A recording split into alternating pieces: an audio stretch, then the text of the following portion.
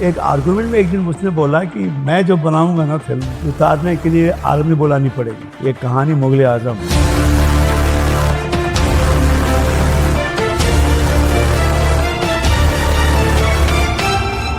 उसने पैसे को उसकी औकात दिखाई। मेरा फन जो है तुम्हारी औकात से बड़ा। के आसिफ साहब को 15 साल लग गए इस पिक्चर को बनाते बनाते। Anarkali was Nargis in the first वर्ष। अचानक पार्टीशन हो गया, उसके बाद एक ही हादसे होते गए और उसका सपना नहीं खत्म।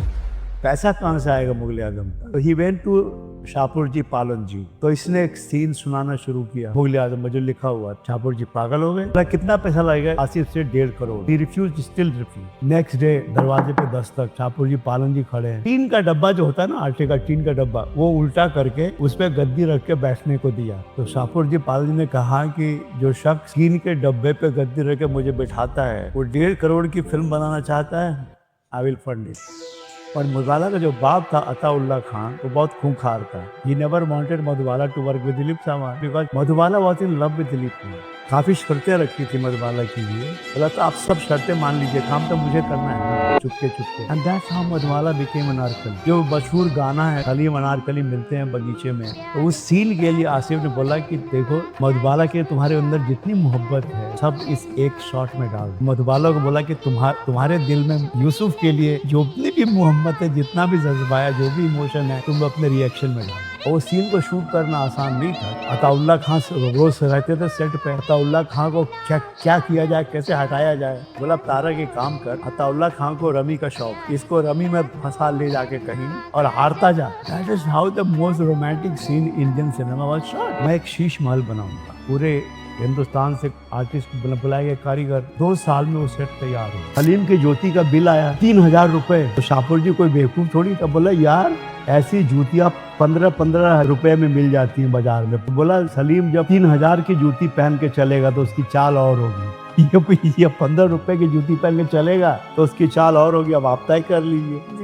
पहली बार जब सलीम आता है, जो योधाबाई जो है वो मोतियों की बरसात करती है। आसिफ ने कहा कि मोती असली होंगे। अगेन शाहपुर जी रिफ्यूज। फिर ईद आई तो शाहपुर जी ने ईद ही दी। अजना कितनी होगी? बोला कि लाके कहूँगे। आसिफ ने कहा कि ये 1 रुपया मैं रखता हूँ अपने लिए, और बाकी 99,999 जो है उसके मोती आएंगे और मोती असली आएंगे।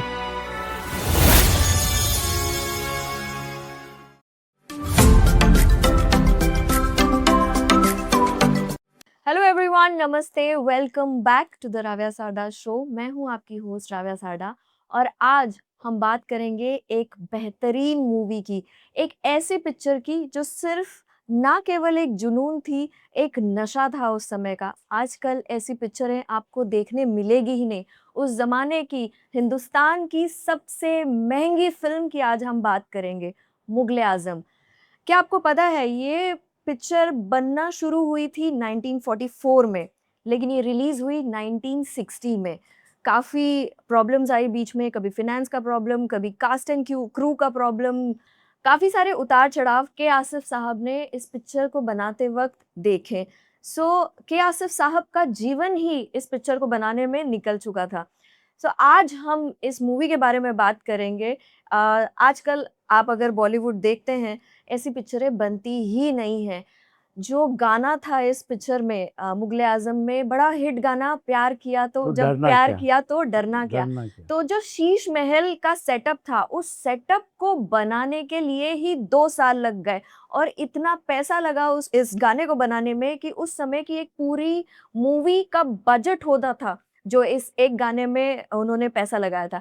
तो आज हम कई सारी बातें करेंगे इस पिक्चर के बारे में, क्योंकि ये एक लेजेंडरी आइकॉनिक पिक्चर है। So please welcome none other than Kamlesh Pandey ji. Kamlesh ji नमस्ते, welcome back to the show. नमस्ते। हमने पिछली बार भी एक एपिसोड किया था, लोगों ने काफी तारीफ की उस एपिसोड की, जिस बेबाक तरीके से आपने बताया। आज हम बात करेंगे मुगले आजम की, जैसे मैंने ऑडियंस को भी बताया। एक आइकॉनिक पिक्चर जो उस जमाने में बनी थी। के आसिफ साहब को 15 साल लग गए इस पिक्चर को बनाते बनाते। क्या आपको लगता है कि आज के जमाने में ऐसे डायरेक्टर्स हैं जो इतना टाइम पेशेंस रख सकते हैं पिक्चर बनाने के लिए? आज मैदान बिल्कुल खाली है, कोई नहीं है। न दिमाग है, न दिल है, न सोच है, न जुनून है, न जज्बा है, कुछ नहीं है, एक रेगिस्तान है, सुनसान। फिर भी कुछ लोग बनाए जा रहे हैं, खैर वो जाने, उनका पैसा है, वो कुछ बना सकते हैं। इसमें दो सीन हैं। मैं 1960 में मैं स्कूल में था, hmm, I was in high school I think, and Mughal Azam release हुई। जी, मैं कानपुर में था, 1960 में। तो मेरे स्कूल के सामने ये हॉल था जहाँ पे रिलीज होने वाली थी। बड़े पोस्टर लगे थे, बड़े बड़े मुगले बैनर, आजम के। पृथ्वीराज कपूर, हम्म, दिलीप कुमार, तब मधुबाला, तो ब्लैक एंड व्हाइट में ही थी ये ब्लैक एंड पिक्चर। व्हाइट ही हाँ थी। जी। और मैं गया एक दिन, तो देखा करीब 2 किलोमीटर लंबी लाइन लगी है टिकट के लिए, और लोग 3 दिन से बैठे हैं। टिकट के लिए। हाँ, टिकट के लिए 3-3 दिन के लिए से बैठ के वेट कर रहे हैं कि विंडो खुलेगा जब एडवांस बुकिंग का, तो हम जाके टिकट लेंगे। जी। और वहीं पे उनका खाना पीना हो रहा है, हाँ। घर से खाना आ रहा है, घर से पानी आ रहा है, आपस में गप्पे हो रही हैं, बातचीत हो रही है, और मुगल आजम की बात हो रही है। मैं तो डर गया, मेरी तो हिम्मत नहीं है 3 दिन वहाँ जाके बैठने की लाइन मतलब वो में। जुनून हाँ, देखिए, जुनून। पिक्चर बनाने वाले में भी ये और लोगों में भी। 3 दिन, और बरसात का मौसम, हाँ। अगस्त का महीना था। अच्छा। एग्जैक्ट डेट में देख लो, अगस्त, शायद अगस्त 5 थी शायद। अगस्त का महीना था, बरसात का मौसम था, कानपुर में बरसात हो रही थी, और बरसात में लोग 3 दिन लाइन लगा के बैठे रहे मुगल आजम की टिकट के लिए। और फिर मैंने कई बड़ी मुश्किल से अपने फादर को बोला, पिताजी को, तो ही somehow managed to get a ticket for me and I saw the film. But I was much too young to understand the language. Dialogue Urdu. वगैरह थे, मगर I could see the scale and the grandeur and the canvas जी। जो उस शख्स ने किया था create.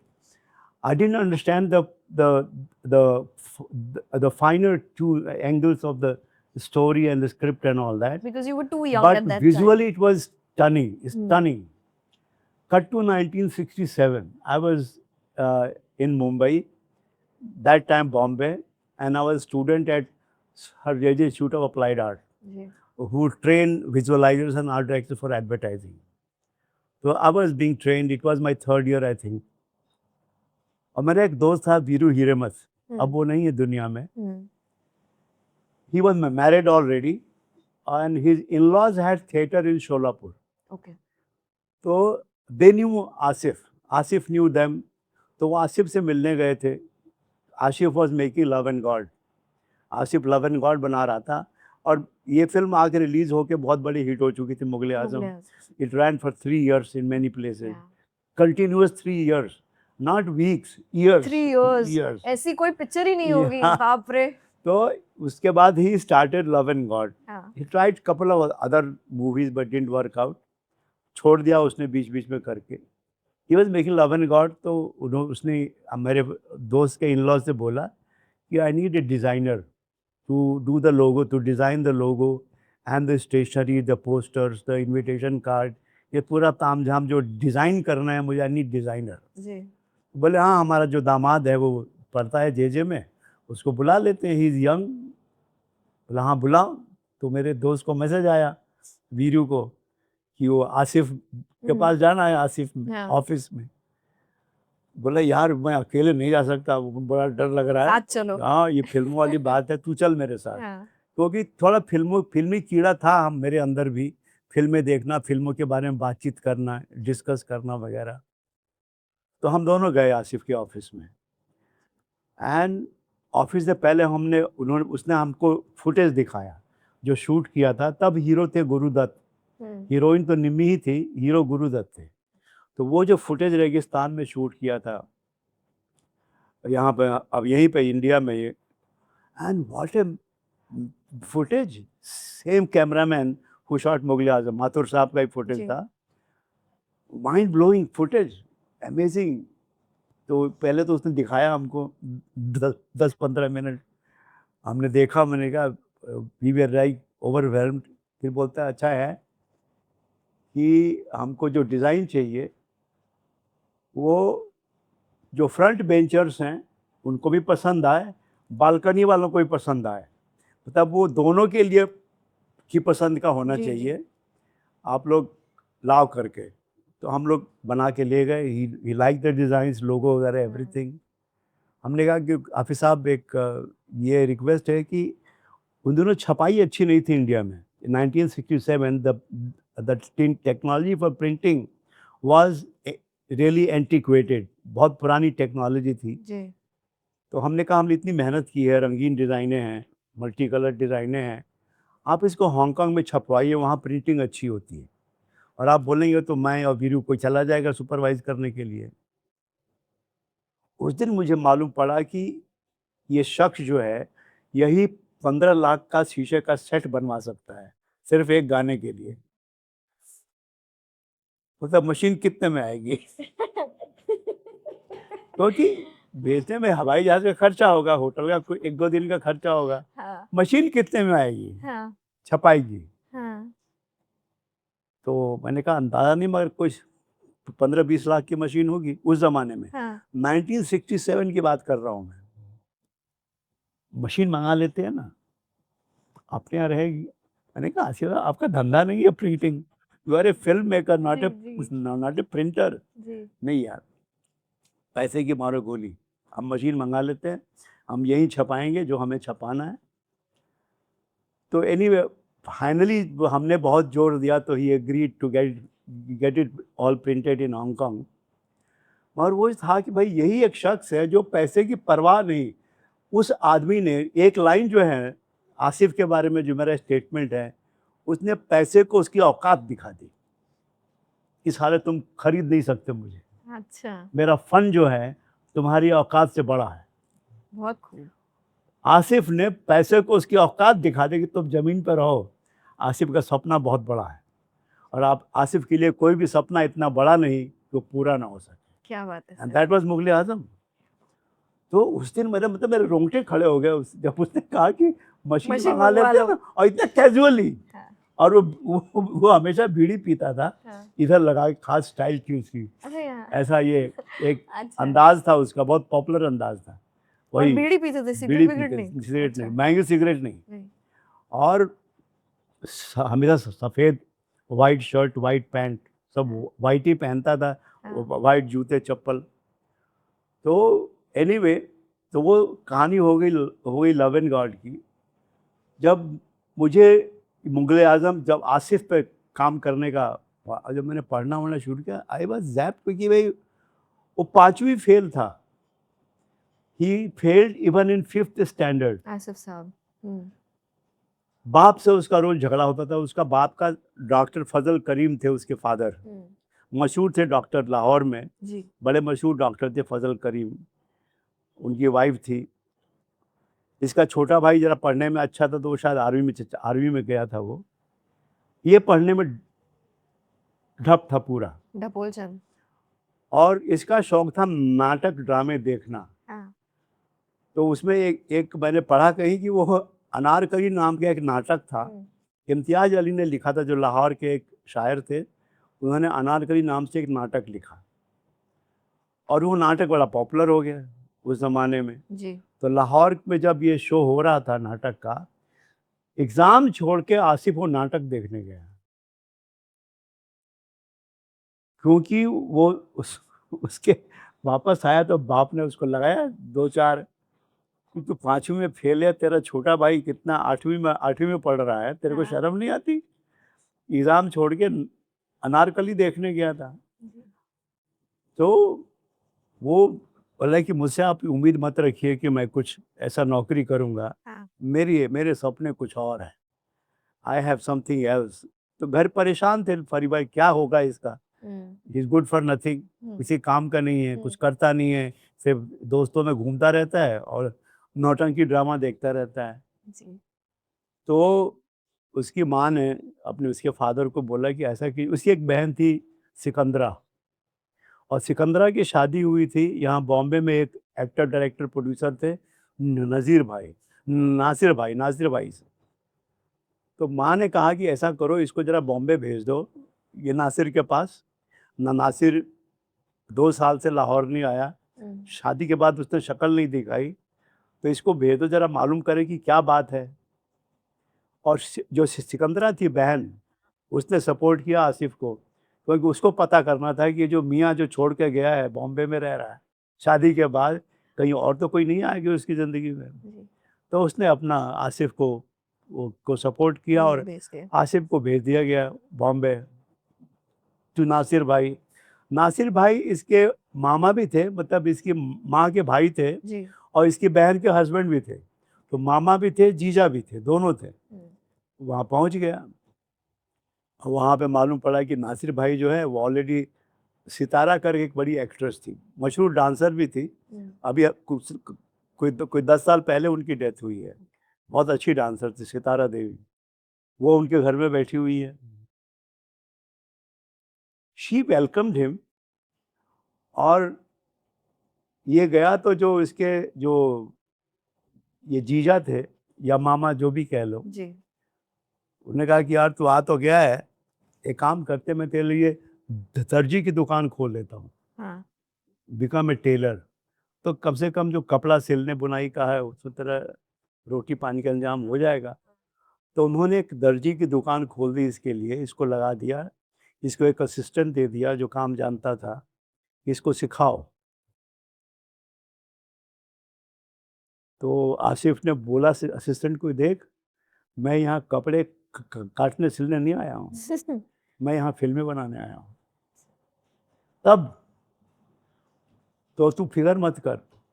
एक दिन फिर बोला कि जो बताए कि ये फिल्म वाले कहाँ बैठते हैं, तो एक होटल था दादर में, एक कुछ एक्टरों का, एक जीवन अड्डा हुआ एक्टर थे, करता था। एक जीवन एक्टर थे और प्रेम अदीब, इन दोनों ने एक होटल खोल रखा था। तो वहाँ पे फिल्म वाले बैठते थे, ये मिस्टर कमाल अमरोही वगैरह सारे राइटर बैठते थे, फिल्मों की बातें हो रही थी कि वहाँ वो बैठते फिल्म वाले, तेरे को अगर फिल्मों में इंटरेस्ट है तो वहाँ तू बैठा कर। अच्छा। तो वहाँ जाके बैठने लगा और सबकी बातें सुनता था, और सब जानते थे कि ये नासिर भाई का साला है और ये इसके लिए दुकान खोली है कपड़े सिलने की, तो यहाँ बैठा रहता दिन भर। तो देख क्या बात है।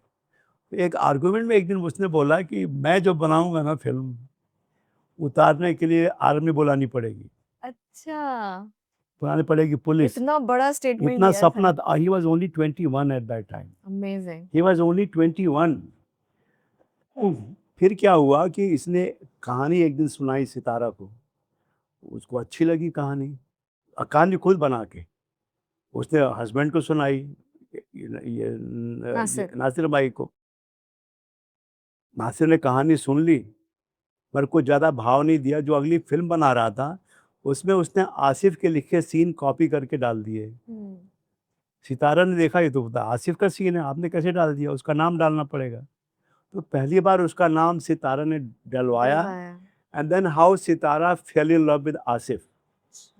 तो इसने अपनी मामी से शादी की, मामी से शादी की इसने। तो मतलब उल्टा उसने ले लिया बदला ना, कि इसकी बहन को छोड़ के आया था नासिर, जी। उसने नासिर की बीवी से शादी कर ली, सितारा से। बाप रे। हिम्मतवर लड़का था। या। और उसने, उसका सपना था कि तो अमरोही ने उसको एक कहानी दी फूल करके, फूल नाम था कहानी का। तो कहानी उतनी कमाल की नहीं थी, but it had a Muslim background. उन दिनों इंडिया पाकिस्तान का मामला बहुत चल रहा बहुत था। ज्यादा। मिस्टर जिन्ना जो है पाकिस्तान बनाने पड़े हुए थे, और एक मुस्लिम जो लीग का जी। आंदोलन था। तो शिराजी जो है एक बड़े फिल्म प्रोड्यूसर थे, शिराज अली हकीम, शिराज अली हकीम थे, तो वो सिंपथाइजर थे जिन्ना के। उसने उनको कहानी सुनाई, उनको पसंद आई, बोला हाँ बनाता हूँ। आर्टिस्ट कौन होगा? पृथ्वीराज कपूर, जो सबसे बड़े स्टार थे उस ज़माने में। 21 साल का लड़का, हिंदुस्तान की पहली मल्टी स्टारर, दुर्गा खोटे, पृथ्वीराज कपूर, मजहर खान, आगा, ये वो, सुरैया, सुरैया चाहिए हमको, ये चाहिए। लोग हंसते थे इन पर। हाँ, तो इसने पहले अनाउंस कर दी मुझे ये लोग चाहिए। हाँ। अब वो कन्विंस कैसे करना? अब जैसे सुरैया को ये गया साइन करने, तब वो देविका रानी की जो कंपनी थी उसमें वो उसको साइन किया हुआ था ऑन अ मंथली सैलरी। तो उसकी जो थी, जो सुरैया की दादी थी, उसने कहा कि she can't work for you, because वो तो देविका रानी की फिल्म के लिए साइन किया हुआ है, वो मंथली इतना पैसा देती है। तो बोले कि आपकी ये पोती जो है 5 साल में जितना कमाएगी, मैं अभी दे रहा हूँ, ये 30,000, मुझे सुरैया चाहिए, एंड ही गॉट सुरैया। तो ये है कि पैसे को उसकी औकात दिखाना, कि उसने पहली बार, शायद वो पहला बंदा था फ़िल्म मेकर जिसने ये साबित किया कि पैसा कुछ नहीं है। अगर आपके पास सपने हैं, वो बोलता भी था कि जब आपका मकसद आपसे छोटा होता है तो आपका पेशा होता है, इज़ योर प्रोफ़ेशन। बट आपका मकसद जब आपसे बड़ा हो जाता है तो वो आपका जुनून होता है। क्या बात है सर, बहुत बड़ी बात। और ये जुनून था उसका। हम्म, और उसने सबको साइन किया, पृथ्वीराज कपूर को, मज़हर खान को, इसको, उसको, सबको, फ़िल्म बना डाली। And film did very well. जी। स्केल उसका, उसी में उसको एक असिस्टेंट मिला, एस.के. ओझा। हम्म, एस.के. ओझा का जो उनका साला है अभी भी ज़िंदा है, मुझे, मेरा दोस्त भी है। उससे मुझे काफ़ी कहानियाँ मिली है आसिफ़ के बारे में, क्योंकि वो आसिफ़ से मिल चुका था बहुत बार। तो एस.के. ओझा उनका असिस्टेंट मिला उस फ़िल्म में, फूल में। जी। और अगली फ़िल्म उसने अनाउंस की, हलचल। हलचल एस.के. ओझा को दिया करने को डायरेक्ट। हलचल was basically adaptation of wuthering Heights, जो नॉवेल था, उसका इंडियन एडॉप्टेशन था। And he had taken Dilip Kumar as hero, and for heroine he wanted Nargis. और राज कपूर नरगिस को छोड़ने को तैयार नहीं थे बिकॉज़ ऑफ दिलीप कुमार। अच्छा। Dilip Kumar was rather infamous those days. हाँ, लड़कियों के लिए वो, मतलब लड़कियाँ उसके जादू में फँस जाती थी। दिलीप कुमार जी की। Whosoever wanted, he wanted हाँ, would come to him, and they were all scared. जो भी लोग थे, they were scared of Dilip Kumar, कि अब इसके पास जाएगी तो हमारे हाथ से गई, ये वापस नहीं आने वाली। जी। Raj Kapoor refused permission to Nargis, and Nargis wanted to do Halchal. हाँ, Nargis wanted to do Halchal. Ji. It पर was a Raj good Kapoor ji story. ने मना कर दिया। और Raj Kapoor said nothing doing, no way, because of Yusuf. उनका असली दिलीप नाम कुमार। यूसुफ था। जी। वो जो यूसुफ उसको छोड़ेगा नहीं, हाँ, मैं नहीं अलाउ करूँगा। Then S K. Ojha made a deal. ये बहुत कमाल है, बहुत कम लोग जानते हैं ये डील हाँ, क्या हुई। हाँ, हुआ ये कि ख्वाजा अब्बास ने एक स्क्रिप्ट लिखी, आवारा, जी। और वो स्क्रिप्ट दी थी एस.के. ओझा को करने के लिए, because he had made a film called नई रीत which was socially very progressive. तो उनको लगा आवारा भी ये अच्छा हैंडल करेगा। हाँ, ये आवारा भी वैसी उसी टाइप का सब्जेक्ट है, सोशल जी, सब्जेक्ट है। जी। तो he had given Awara to S K. Ojha to direct. Raj Kapoor wanted Awara, that's how. तो एस.के. ओझा ने कहा कि ठीक है, तू आवारा ले ले, मुझे नरगिस दे दे। हाँ, that's how Raj Kapoor agreed to let Nargis work for Hulchul. Hulchul. आवारा तो सुपर हिट भी हुई थी। हाँ, आवारा तो हिट भी हुई हाँ, थी, मैं कह रही हूँ। खैर वो तो बिकेम ए लेजेंड। बल्कि जी। एक और था, एक और स्क्रिप्ट थी जो बाद में मेरा नाम जोकर से नाम से बनी, उसका, तब उसका नाम था राजू। हम्म, तो राज कपूर ने कहा कि ठीक है, तू राजू कर लेना बाद में, आवारा मुझे दे दे। एंड एक्सचेंज वाज हैपेंड कि नरगिस वर्सेस आवारा। आवारा।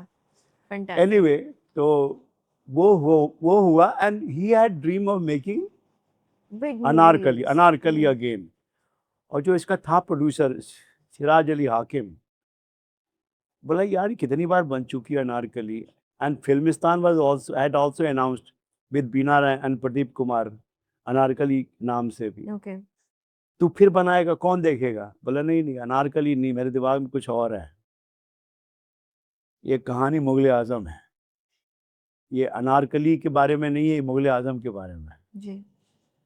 And he sold the idea of Mughal Azam to Siraj Ali Hakim,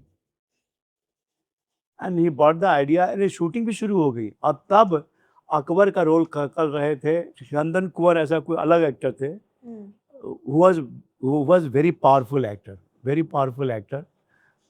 Somebody else was doing Akbar. हाँ, Salim was being done by Sapru. Anarkali was Nargis. Anarkali was Nargis in the first version. अच्छा। Yeah. It was not Madhubala. Chandramohan actor था. Actor Chandramohan was doing Akbar. Sapru was doing Salim. And Nargis was doing Anarkali. और film शुरू भी हो गई, film की shooting भी शुरू हो गई, सब हो गया। अचानक पार्टीशन हो गया। पार्टीशन हो गया। जी। पार्टीशन हो गया। जी। सिराज अली वेंट टू पाकिस्तान, सब बेच बाज के अपना स्टूडियो बेच बाज के पाकिस्तान चला गया। अच्छा। एक एक्टर था Himalaywala who was playing the role of Salim's friend, वो दुर्जन, जो बाद में अजीत ने जो रोल किया Mughal ji, Azam ji. Finally, he also went to Pakistan. Then Akbar जो रोल कर रहे थे mister Chandramohan, he committed suicide. ओह! एक के बाद एक ये हादसे होते गए और उसका सपना नहीं खत्म हुआ। Then he got a team of writers, Kamal Amrovi, Ehsan Rizvi, जी। Wazahat Mirza, and एक और Amanullah Khan. All these writers team, they worked on the script. और तब he wanted Prithviraj Kapoor for Akbar. तो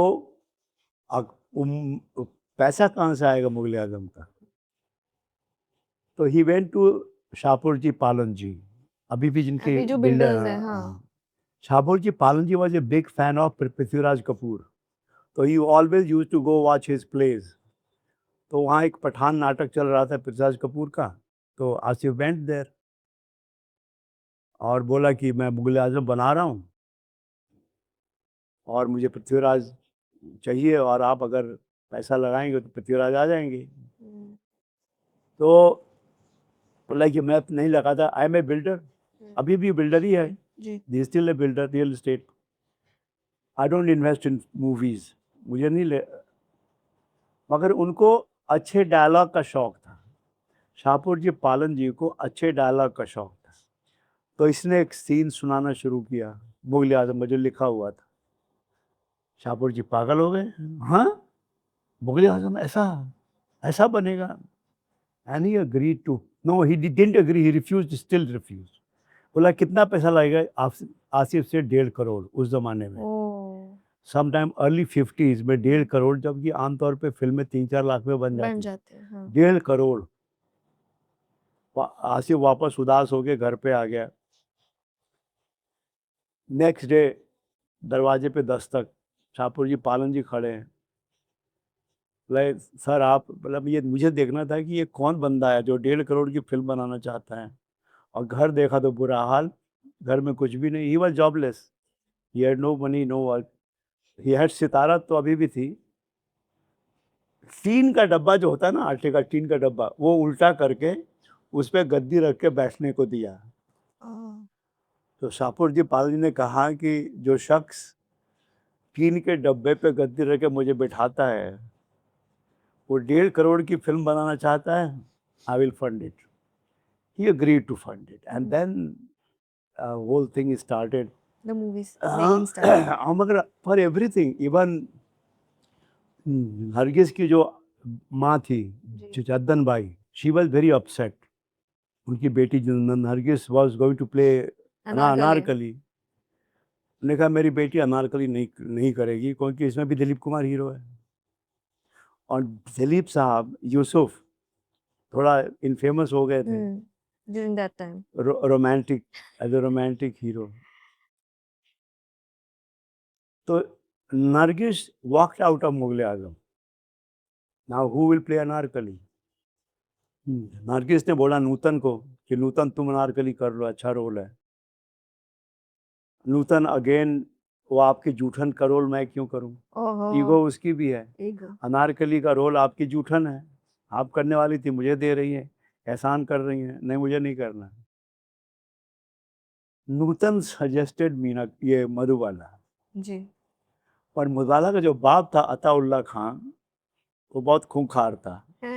वो बेटियां थी बहुत, एक ही बेटी थी जो पैसा कमा रही थी जी। मधुबाला की कमाई से घर चल रहा था। कितनी बहनें थी मधुबाला को? बहुत सारी बहनें थी, मेरे ख्याल 3-4 बहनें रही अच्छा। होंगी, बेटियां ही थी, कोई बेटा नहीं था। और मधुबाला की कमाई से ही वो उसका घर She चल was the रहा only था। earning member in हाँ। family. Second thing was Madhubala was sick, very sick. हाँ, तब मालूम पड़ गया था। पिक्चर के दौरान भी हाँ हाँ, बीमार अरे थी? बहुत सिक थी। She was a blue baby, उसके हार्ट में छेद था, और उन दिनों कोई इतना एडवांस नहीं हुआ था मेडिकल साइंस की उसको ट्रीटमेंट कर रही। The only that's why she was advised to go to London for treatment. तो उन्होंने उसको करीब 1.5 साल का दिया लाइफ, कि you will live for 1.5 years। हालांकि वो 8 साल और जिंदा रही हिम्मत करके। एनीवे, अताउल्ला खान जो थे, he never wanted Madhubala to work with Dilip Samar for same reason, because Madhubala was in love with Dilip Kumar and he was in love with Madhubala। Yusuf जो है मधुबाला को, और बहुत सारी फिल्में साथ में की थी मधुबाला के साथ, तो उनका रोमांस सबको पता था। एंड ही डिडंट वांट, क्योंकि अगर मधुबाला ने शादी कर ली, घर कौन चलाएगा। जी। और उससे भी जो बड़ी वजह ये थी, जो बाद में आसिफ को मालूम पड़ी, कि मधुबाला कभी माँ नहीं बन सकती। ये डॉक्टर ने बोल दिया था, with her physical state Madhubala can never become a mother, she will die in the child birth. तो उनका ये भी एक, इसीलिए उनको we can't make him a villain, Ataullah Khan को, क्योंकि उनकी फिक्र ये थी कि अगर शादी हो भी गई दोनों की, मान लो, और यूसुफ मान भी प्यार करता है, ये भी प्यार करती है, और अगर प्रेग्नेंट हो गई, मगर the marriage will end up as nothing या विदाउट ए चाइल्ड, तो फिर शादी क्या। Anyway, he went on refusing Madhubala. जी। फिर मधुबाला ने सीक्रेटली आसिफ को बुलवाया कि वो उनकी फिक्र मत करो, वो जो बोलते हैं सब पे साइन कर दो, because he was against Madhubala shooting outdoors. Outdoor shoot नहीं करेगी, 6 बजे बाद पैकअप घर लौट आएगी, कोई हैवी चीज़ नहीं उठाएगी, मतलब कुछ रखी थी He was a शर्तें। careful father हाँ, वैसे। काफ़ी शर्तें रखी थी मधुबाला की लिए। जी। बोला तो आप सब शर्तें मान लीजिए, काम तो मुझे करना है ना, Chupke Chupke. And that's how Madhubala became Anarkali. जी। और फिर जो मधुबाला ने बर्दाश्त किया फिजिकली उस बीमारी की हालत में, मतलब जब उसको कोई भी वजन उठाना मना था, वो जेल के सीक्वेंस में असली लोहे की जंजीरें वो पहन जी जी के, जी। जो उसकी बॉडी वेट से 3 गुना ज़्यादा थी, she has to sing the song, perform, give the expression. Asif ने बोला मधुबाला को कि you know, if you want I can use a duplicate and just take your closeup, but I want real pain on your face.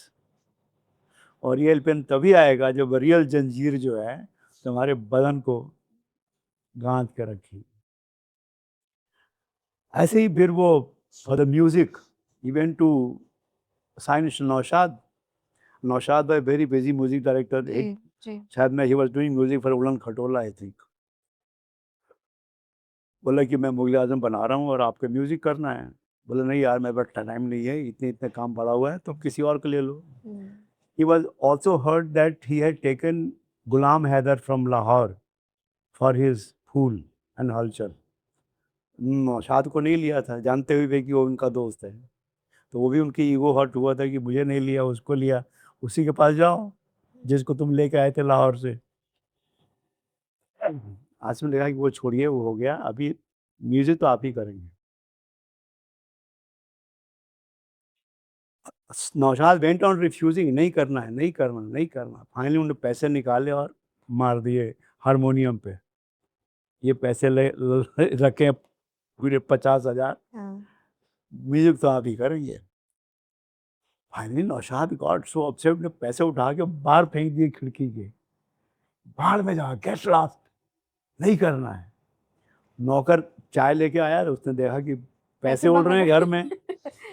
उसने समझा कि जो नकली note होते हैं ना, फिल्म में यूज वाले जाली जो नोट होते हैं, वो तो असली नोट थे। उनके साथ नौशाद की वाइफ भी आ गई, कह रहे नौशाद ये तो असली नोट मेरे लेके आए हैं आसिफ।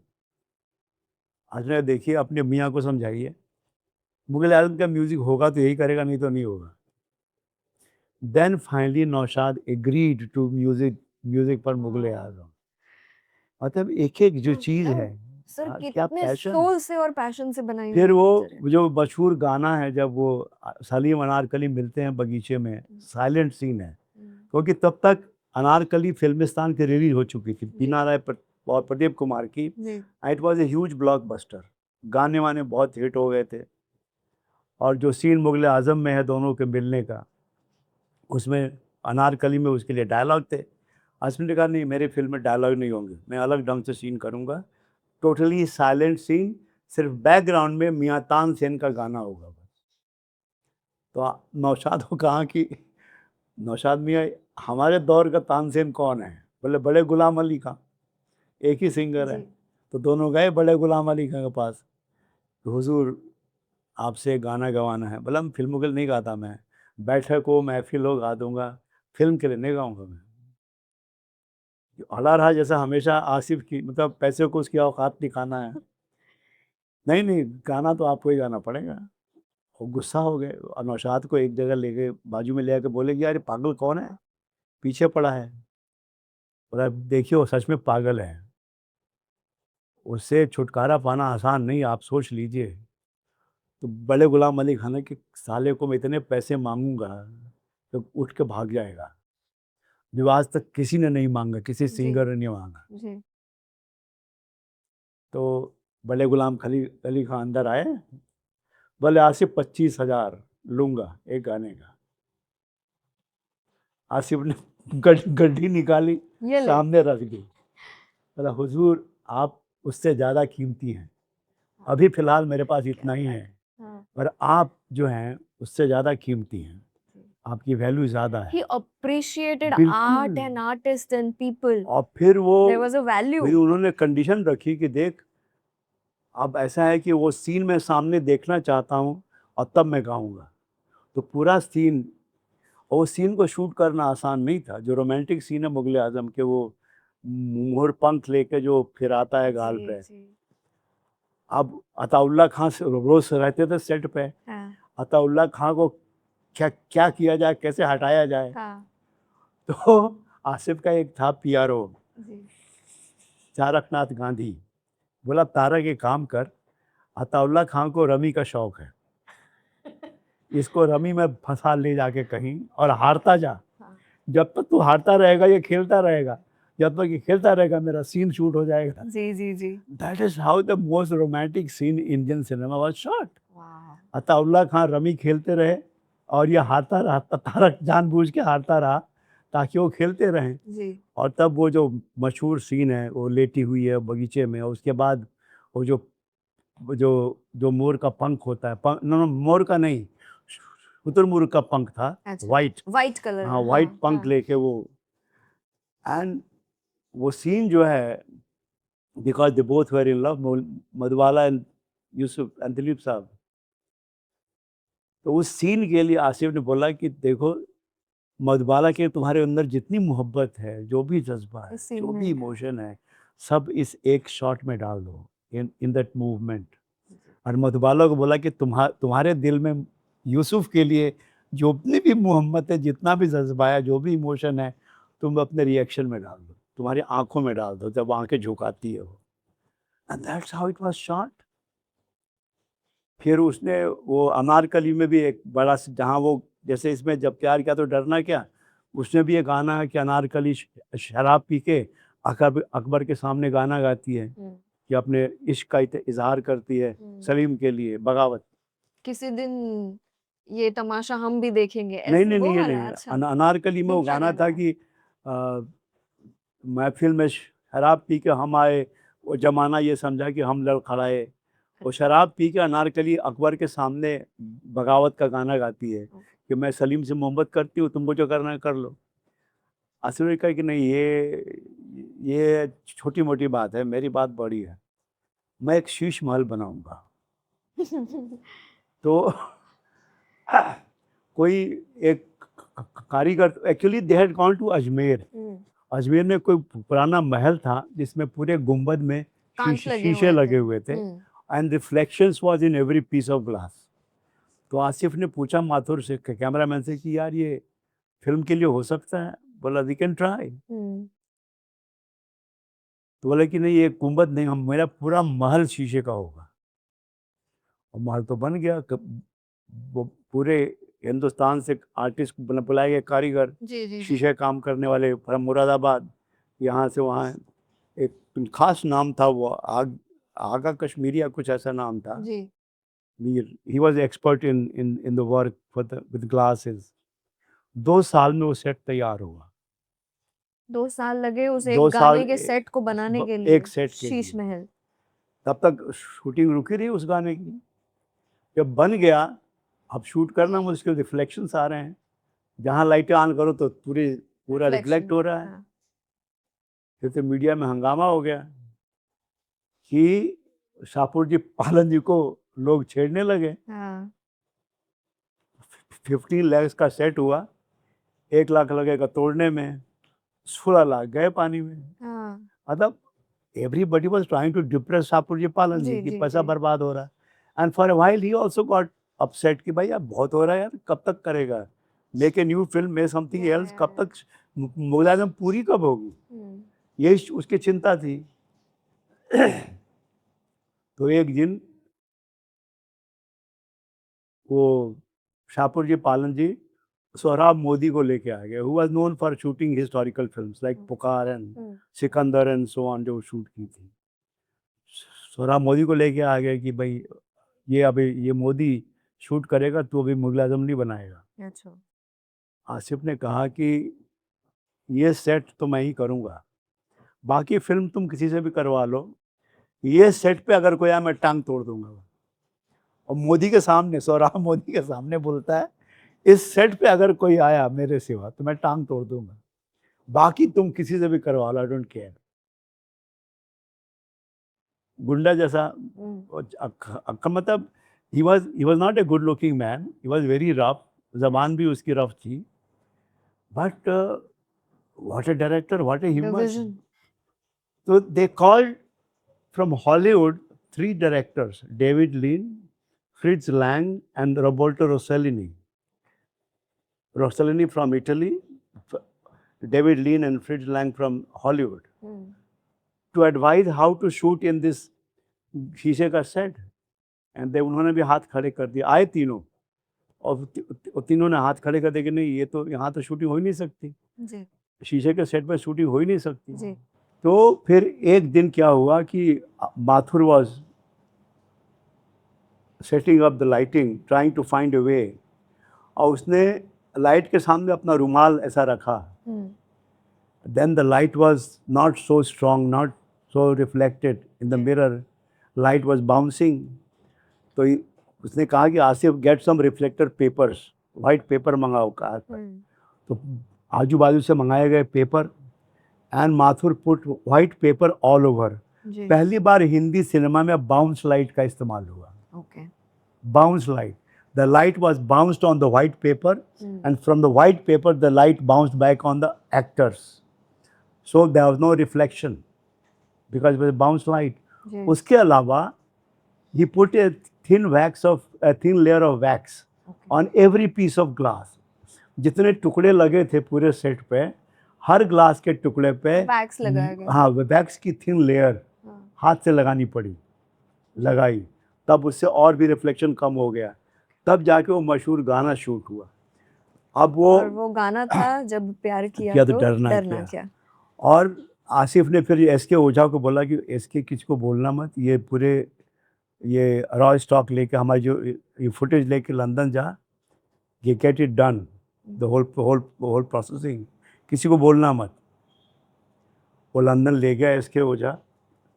मतलब he was so sensitive to even Hindu sensibilities. अब एस के ओझा हिंदू था, शाकाहारी था।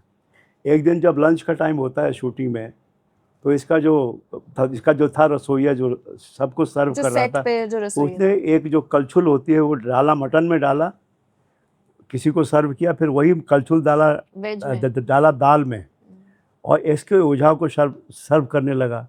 वो थप्पड़ मारा रसोइया को, साले जानता नहीं वो शाकाहारी है हमारा इसके ओझा, वेजिटेरियन है, तो हमने मटन का बर्तन जो है, मटन का चम्मच उसकी दाल में क्यों डाला, अब जाके दूसरी दाल लेके आ। He was very sensitive. Very sensitive. Sir आपने इतने सारे डिटेल्स बताए कि कैसे मूवी का गाना बनाया गया एंड एवरीथिंग। फिनेंस, पैसे की बात जब हम करते हैं तो तंगी भी थी, क्योंकि 15 साल तक ये मूवी बनती गई, जैसे कि आपने बताया कि शाहपुर जी पालन जी भी बहुत ही वाज अपसेट कि भाई कब बनेगी, इसमें बनेगी उनका कि बेटा नहीं? नाराज था, शाहपुर जी पालन का बेटा, he was against Asif. Correct. कि पापा आप छोड़िए, आपका काम धंधा नहीं, आप बिल्डर है, बिल्डिंग बनाइए, फिल्म में क्यों बर्बाद कर रहे जी। पैसा? सो जैसे आपने बताया कि इनका घर भी ऐसा था, जब पालुन जी हाँ। साहब इनके घर गए थे तो टीन के डब्बे के ऊपर गद्दा डाल के बिठाया गया। हाँ, so how was he as a person, कैसे पैसे को मैनेज करते थे, या कैसे उन्होंने ऐसी he बेहतरीन had no पिक्चर बनाई? respect for money. He never bothered. हम्म, अब जैसे सितारा थी, वो बोलती कि कुछ पैसे चाहिए, ये आखिरी पैसे हैं, राशन लाना है, आ, क्योंकि ये नहीं होंगे तो घर में आज खाना नहीं बनेगा। जी। आसिफ बाहर निकलता है, एक भिखारी मिल जाता है, बोला सर कुछ हो जाए, ये रख, कल फिर आना, कल और मिलेगा। He is the man who had no respect for money, no greed for money, nothing. या वो मैंने अपनी आंखों से देखा है। तो वो जो बेटा था शाहपुर जी का, ही वॉज वेरी वरीड कि बाप पैसा बर्बाद कर रहा है, आसिफ बेवकूफ़ बना रहे मेरे बाप को, यहाँ तक बोल दिया। तो हुआ ये कि शाहपुर जी पाल जी ने एसके को बोला कि शाम को 5 बजे फ्लोरा फाउंटेन में मेरे ऑफिस के पास फुटपाथ पे खड़े रहना, बस उसके बाद मैं जो फेंकूँ ले लेना। Every day he used to drive by that road, Shahpurji Palanji, and in a wrapped newspaper, he used to throw money at SK Oja, who was standing on the footpath, take the money and go to Asif to shoot further. क्योंकि shooting बंद हो गई थी, बेटे ने shooting बंद करा दी थी। तो मतलब कैसे कैसे वो लोगों ने ये फिल्म उतार बनी। चढ़ाव हाँ, आए हैं। सर, बिल्कुल। आपने मुझे एक किस्सा भी बताया था कि कैसे ईद के वक्त हाँ, वो असली मोती वाला, उसके पहले एक और था, वो जो सलीम की जूती होती है। हाँ सलीम की जूती का बिल आया 3,000 रुपए इन 50s। जी। तो शाहपुर जी कोई बेवकूफ़ थोड़ी था, बोला यार ऐसी जूतियाँ 15-15 रुपए में मिल जाती हैं बाज़ार में, ऐसी जूती 15 रुपए में, जी। तो 3,000 कैसे? तो बोला शाहपुर जी, सलीम जब 3,000 की जूती पहन के चलेगा तो उसकी चाल और होगी, और जब ये 15 रुपए की जूती पहन के चलेगा तो उसकी चाल और होगी। अब आप तय कर लीजिए जी। सलीम को कैसे चलाना है। हाँ। And that's how he used to get the money. He always used to get what he wanted. झगड़ा करके, तब Shapoor ji used to treat him like a son, वो बेटा मानते थे। तो देखिए, मतलब प्रॉप्स और ये कॉस्ट्यूम्स और हाँ, इन पर कितना खर्च किया गया उस जो वक्त। पहली जो शूट हुई मुगले आजम, जो लोग पाकिस्तान चले गए, पूरा सेट कॉस्ट्यूम तोड़ के सब बर्बाद हो गए, जी। कुछ बचा नहीं। फिर से वापस उन्हें बनाना पड़ा। पूरा नई शुरुआत हुई पूरी इस मुगले आजम की, और सब कुछ नया, पूरे सेट, आर्टिस्ट, कॉस्ट्यूम सब जी। दोबारा जी। दोबारा हमने सारा बना। आसिफ साहब के काफी सारे किस्से सुने हैं, जैसे वो जाते थे शूट के लिए, फिल्म सिटी जाते थे, फिल्मिस्तान, तो टैक्सी के भी पैसे नहीं हुआ करते थे वो उनके उनके घर पास। के सामने ही वो फकीर था, हाँ। आदमी नहीं, वो फकीर था आसिफ, और घर के सामने टैक्सी वालों की लाइन लगती थी कि आज आसिफ किसकी टैक्सी लेके जाएंगे। आहा, वो अच्छा। अपने आप को खुश नसीब समझता था कि आज हमारी तकदीर हो गई, क्योंकि आसिफ ऑलवेज यूज टू पे डबल, टैक्सी फेयर का डबल देता था हमेशा। और मज़ा ये था कि वो टैक्सी में जा रहा है, पैसे नहीं है सिगरेट के, टैक्सी वाला बोलता यार तू ज़रा एक पैकेट ला दे दुकान से। टैक्सी वाला अपने पैसे से लेके आता था सिगरेट। फिर शूटिंग में जब पहुंचता था तब इसके, बीड़ी, यू मीन टू से। हाँ, ओके। फिर वो इसके ओझा को बुला देखिए जो टैक्सी वाला है ना, इसको जितना मीटर है उसका डबल पैसा देना है, और सिगरेट का भी पैसा देना है, इसी ने दिया है। That's why every taxi driver use to wait कि आसिफ कब हमको ले जाएगा। जी। और ये जो मोती वाला किस्सा है वो और तो उन्हें ही टैक्सी वालों को ये अपनी कहानियां, स्क्रिप्ट सुनाया हाँ, करते थे? बिल्कुल हाँ। बिल्कुल, उनसे फीडबैक लेता था। अच्छा। और टैक्सी वाले फीडबैक देते थे, क्योंकि आखिर वही टैक्सी वाला टिकट लेके फिल्म देखेंगे ना। आज किसके अंदर ये सेंसिबिलिटी है, आज किसके अंदर कौन डायरेक्टर है बड़े से बड़ा की सेंसिबिलिटी है कि भाई जो टैक्सी ड्राइवर है वही आपको टिकट लेके फिल्म देखने वाला है। क्या आपको उसकी सेंसिबिलिटी की परवाह है, इसको क्या पसंद आएगा क्या पसंद नहीं आएगा। बकायदा टैक्सी हाँ, ड्राइवर्स को बिल्कुल। स्क्रिप्ट सुनाई जाती He थी, never उनका रिव्यू लिया जाता he never था। had a car. He had a car after Mughal Azam was released and became a super hit. तब तक उनके तब पास जाके कार नहीं। उन्होंने गाड़ी खरीदी सेकंड हैंड, वो भी सेकंड हैंड।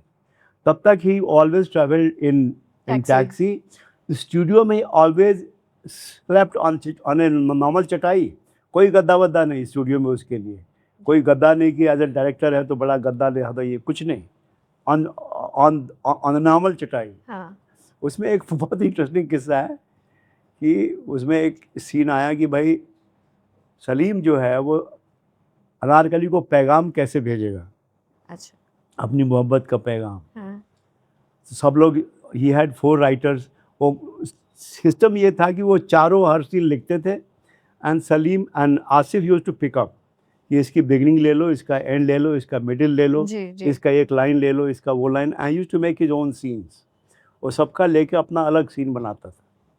और 1 महीने तक कि कुछ को आइडिया नहीं आया कि कैसे भेजेगा वो पैगाम। बोला कि कोई पंजाब का राइटर है, उसको पंजाब का शेक्सपियर कहते हैं, उसको बुलाओ, वो आइडिया लेके आएगा। तो टिकट भेजी गई, पंजाब का शेक्सपियर आया, बॉम्बे सेंट्रल में रिसीव जी। किया गया, सीधे महबूब में आया, हाँ नहाया धोया, फिर वो कैंटीन में बैठे थे सब लोग। तो उसने कहा कि पहले एक डबल ऑमलेट मंगवाइए, फिर मैं आइडिया सुनाता हूँ। अच्छा तो बोले मंगवाया गया डबल ऑमलेट।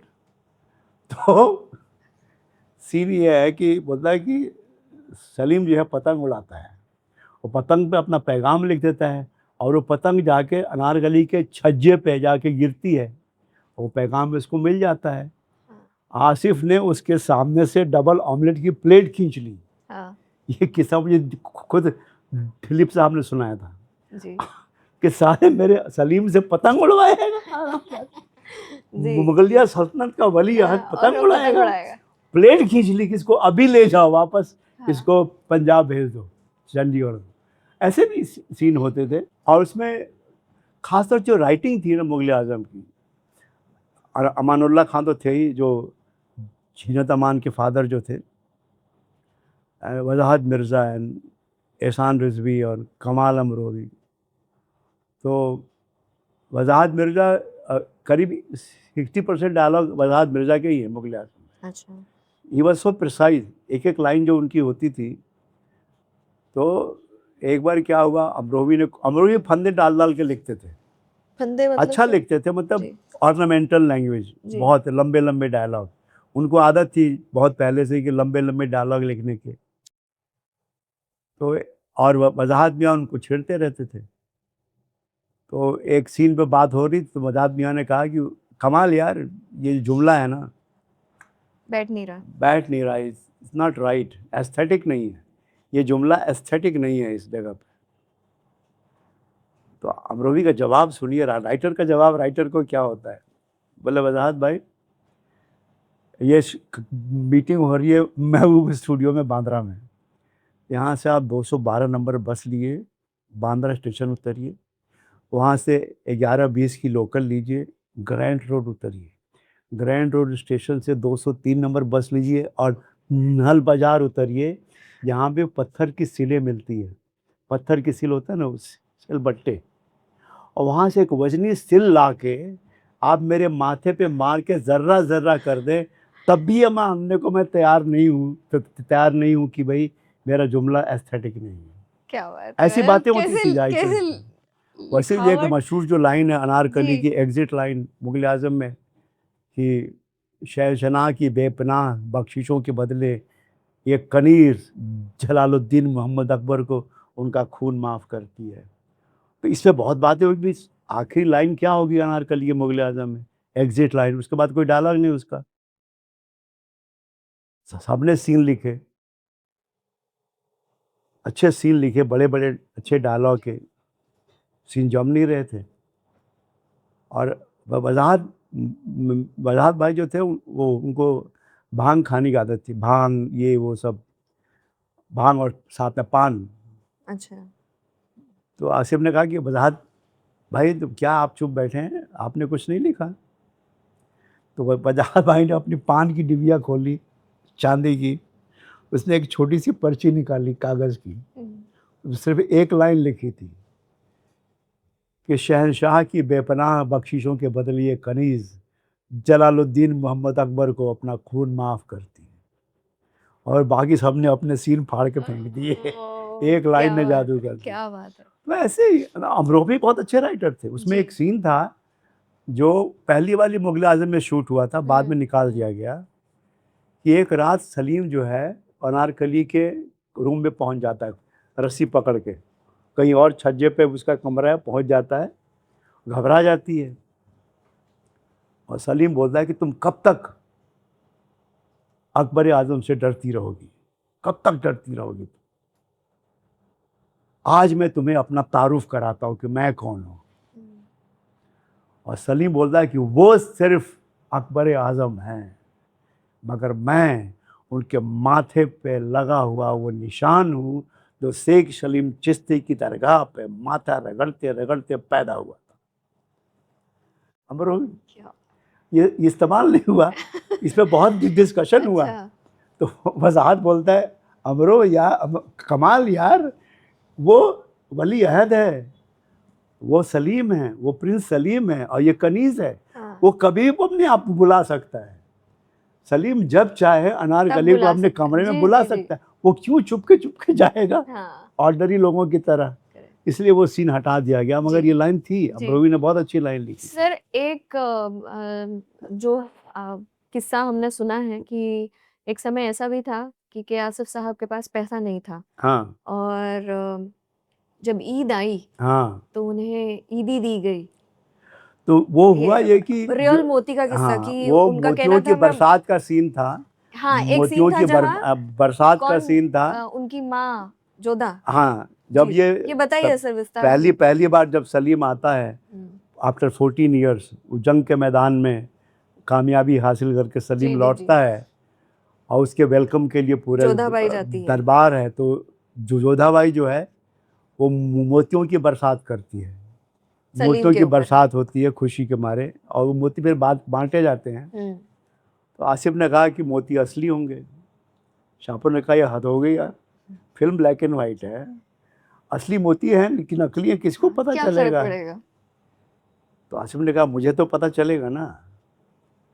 वो सोने की मूर्ति के लिए भी यही कहा था, बोले तो सोने की मूर्ति लगाएगा भगवान कृष्ण की, हुँ, कौन देखेगा ब्लैक एंड वाइट में असली है कि नकली सोना है? बोला भाड़ में जाए, किसको पता चलेगा? मुझे तो पता है ना कि नकली है। हुँ, मैं नकली भगवान नहीं रह सकता जोधाबाई के मंदिर में, जी। भगवान तो असली तो सोने का ही असली होगा। सोने की मूर्ति रखी हाँ, गई असली उस सोने समय की मूर्ति रखी। और ये जो मोती थे ये मोती भी असली मोती होंगे। ही रिफ्यूज्ड, अगेन शाहपुर जी रिफ्यूज्ड। फिर शूटिंग बंद रही। फिर शूट फिर ईद आई। ईद आई तो जब छोटे जाते हैं तो बड़े ईदी देते हैं, तो शाहपुर जी ने ईदी दी पैसा, तो ये ईदी है तेरे लिए। तो आज ना कितनी होगी? बोला कोई लाखे के होंगे, लाख एक रुपए। उस समय। हाँ, तो आसिफ ने कहा कि ये 1 रुपया मैं रखता हूँ अपने लिए ईदी, और बाकी 99,999 जो है उसके मोती आएंगे, और मोती असली आएंगे। वाह! मतलब ये दीवानगी थी, ये दीवानगी हुई सोच थी। आज भले आप आसिफ का गुणगान कर लें, पर आसिफ का जुनून, आसिफ का पैशन, पागलपन। आपकी इंसैनिटी, जी। दीवानगी किसके पास है? सब दुकानदार बन के बैठे, सब पूरे बनिए हो गए हैं। They are not making film, they are making a project. इसको लाओ, उसको लाओ, इसको लाओ, ये करो, वो करो। What the hell is going on? जी। वो स्पिरिट कहाँ गई? There is no spirit, there is no जुनून, देयर इज़ नो और क्रिएटिविटी। उसमें एक और बात थी कि Guru and Asif are very good friends. Guru Dutt. Guru Dutt. तो गुरुदत्त एक बार उसको कहानी सुनाने आया, यार आसिफ तेरा ओपिनियन चाहिए, एक कहानी है मेरी, मेरी मोस्ट एम्बिशियस फिल्म है ये, मेरे लाइफ की, मेरे पूरे कैरियर की सबसे इम्पोर्टेंट फिल्म होगी ये। And he narrated the story of कागज़ के फूल टू आसिफ। आसिफ ने कहानी सुनी, बोला देख ये फिल्म तुझे मार डालेगी, मगर इसी फिल्म से तू अमर होगा। ये आसिफ की कहानी थी। वाह! ये फिल्म तुझे मार डालेगी पक्का, और इसी फिल्म से तू अमर होगा। क्या लोग थे सर। हाँ, क्या जुनून, क्या पागलपन। तो वो गाना है ना मुगल-ए-आज़म में, ये क्या कम है कि मर जाने पे दुनिया याद कर रखेगी। वो आसिफ के लिए भी सच था और गुरुदत्त के लिए भी जी, सच। जी, जी। उनके मरने के बाद हमने उनको याद रखा। हुँ। सर क्या ये सच है कि उस समय मुगले आजम के समय जितने कैरेक्टर्स थे वो सारे मुसलमान थे, बट आसिफ साहब ने ही मेड श्योर दैट इसमें हिंदू कैरेक्टर्स भी आए? हाँ बिल्कुल, क्योंकि जो असली नाटक था इम्तियाज अली का सब मुसलमान उसमें कैरेक्टर थे। मुसलमान थे, जी जी। जैसे जो सलीम का दोस्तों का नाम था बख्तियार, हम्म, नाटक में उसका नाम बख्तियार था। फिर आसिफ ने उसको बनाया दुर्जन दुर्जन, सिंह, दुर्जन सिंह। जी। ऐसे जोधा अकबर को बाकायदा भगवान वो जन्माष्टमी का फंक्शन दिया। वही तक नहीं बल्कि राधा बन के अनारकली नाचती है। जी। वो छोड़ गए नंदलाल, मुझे पनघट पे मोहे, छोड़ गए जी। नंदलाल। तो वो जो हिंदू मुस्लिम एकता की और उसे कमाल का जो, मैं तो रोंगटे खड़े हुए वो सीन देख के, हाँ, जब दुर्जन जो है वो अनारकली को बचा के लाता है जान पे खेल के। जब सिपाही उसके पीछे पड़े अकबर के, तो अनारकली को बचा के लाता है। एक मंदिर में जाके वो जख्मी है, बिल्कुल मरने मरने को जी। है। और वो है कि वो देवी के सामने वो गिरता है और देवी का हार जो है उसके गले में गिर जाता है एंड शी डाइज। उसी के बगल में अनारकली नमाज पढ़ रही है, सेम उसी मंदिर में। ये जो है देवी के सामने पड़ा हुआ है, मर रहा है, बगल में अनारकली नमाज पढ़ रही है। अनारकली उठती है नमाज से और अपना वो उतार के दुपट्टा, दुपट्टा पूरा दुर्जन कफन, की बॉडी पे लगा जी देती जी। है।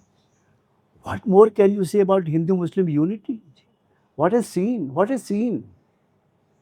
ये उसको बचा के लाया और उसने अपना ईमान पूरा दे दिया दुर्जन को। तो ये सारे जो रिश्ते जो हैं कि not just a big film but a big message, जी। Not just a big film, not as a iconic film but a message.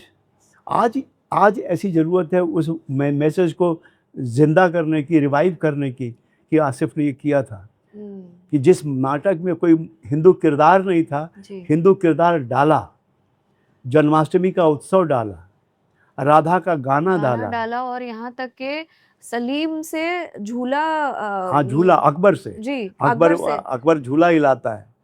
तो ये सारी अब क्योंकि उस वक्त आग लगी थी पूरे हिंदुस्तान में जी। आफ्टर पार्टीशन, हिंदू मुस्लिम में इतना फासला हो गया था। तो वो छोटे छोटे सीन से आसिफ ने दिए message. He never gave a message कि जैसे मैसेज देते हैं लोग, he never gave a speech, जी। मगर जो भी दिया there was under current of a message for the people and it did go through the people. अपने फिल्मों के द्वारा आप कितना बड़ा मैसेज हाँ दे सकते हैं लोगों को, हाँ है ना? और आपने सच कहा सर कि अब तो दुकानदारी हो गई है। आई होप हमारा जो ये एपिसोड है, जैसे movie is an iconic movie, so people should remember this podcast also बिल्कुल। व्हेन हम जब ये पूरी मेकिंग की बात कर रहे हैं, पूरी मेकिंग की जब बात कर रहे हैं, देखिए पार्टीशन सोचिए कितना प्रॉब्लम हुआ होगा, कास्ट एंड क्रू कितनी बार चेंज हुआ, बिल्कुल पार्टीशन हाँ। के समय कितना प्रॉब्लम आया होगा, मनी का इतना प्रॉब्लम हुआ, फिर भी ये पिक्चर बनी। इसलिए कि अगर आपके पास, अगर आपका मकसद आपसे बड़ा है हुँ, तब वो आपका जुनून बन जाता है। और आसिफ का मकसद आसिफ से बड़ा था, जी। आसिफ से बुलंद था। वो हर बार वही कहता था ना कि पैसे को उसकी औकात दिखाना है। सारी दुनिया पैसे के पीछे पागल है, आसिफ अकेला बंदा है हमारे इतिहास में जिसने पैसे को उसकी औकात दिखा दी जी। कि तुम सिर्फ इस्तेमाल की चीज़ हो, सर पे बिठाने की चीज़ नहीं। सर ये तो जितने आपने किस्से सुनाए, पहले बीच में ना समवेयर यू सेड कि जब वो गाना बन रहा था, तो वो गाना बन रहा था कौन-सा शीश महल वाला, हाँ जब प्यार किया तो करना क्या। हाँ तो उस समय काफ़ी जद्दोजहद करनी पड़ी कैमरामैन को वग़ैरह, और के आसिफ साहब ने ओझा जी को लंदन भेज दिया कि तू हाँ जाकर वहाँ ये गाना बनवा। हाँ लेकिन उसके बाद हुआ क्या जब वो वापस आए? हाँ वापस आए जब, और शाहपुर जी का ऑर्डर था कि पहले वो देखेंगे, हाँ, उसके बाद ये फिल्म में एडिट होगा। जी। तो शाहपुर जी को भिजवा दिया आसिफ ने, ये आ गया है होके प्रिंट। शाहपुर जी देख के पागल हो गए। वो आए, आसिफ को बुलाया, हमने कहा ठीक है, अब मेरा वादा पूरा हो गया, मैंने गाना शूट कर लिया सेट पे, अब आप जिसको चाहें बुला के फिल्म पूरी करवा लीजिए, मुझे अब हाँ, फिल्म में इन्वॉल्व नहीं मैंने होना है। कहा था ये सेट पे थैंक कोई यू नहीं वेरी मच, आएगा। मेरे पैसे मुझे दीजिए, मैं चलता हूँ। जी। अब शाहपुर ने बोला, नहीं क्या बात करता आसिफ, तू तो मेरे बेटे जैसा है यार, मतलब जी। ये वो तो होता रहता है, जी। ये वो। तब जाके फिर वो आसिफ राजी हुआ एंड ही डिड कंटिन्यू। एक किस्सा जो बहुत इंटरेस्टिंग है कि Dilip Kumar was first refused by Asif in the अच्छा। बिगिनिंग। ओके। पहले जो फिल्म की कास्टिंग हो रही थी तो Dilip Kumar was not so busy. अभी एक आध फिल्में आई थी, ज़्यादा हम्म। नाम नहीं था। Hmm. He also needed work. जी। तो इवेंट क्योंकि जो ये सितारा थी, शी न्यू दिलीप कुमार, तो शी इनवाइटेड हिम। तो आसिफ सेठ कि इतना दुबला पतला ये क्या सलीम बनेगा यार, सितारा इसको रहने दो, ये हमारा नहीं हम्म। चलेगा। हम्म। तो जब second time, by that time he became popular, Dilip Kumar की बहुत सारी फिल्में आ गई, he was a big star. जी हाँ। तो जब जी। आसिफ गया सेकेंड टाइम तो दिलीप, दिलीप कुमार जी एंड ने दे मना बोथ कर वर दिया। फ्रेंड्स, दे अच्छा। Both were friends, very close friends. Okay. बहुत मतलब दांत काटी रोटी थी। तो ही रिफ्यूज्ड कि नहीं यार मेरे पास टाइम नहीं है, मेरे ये हो है वो, इतनी सारी फिल्में हो गई है, इतने कमिटमेंट हैं, I want and I don't see myself as Salim. जी।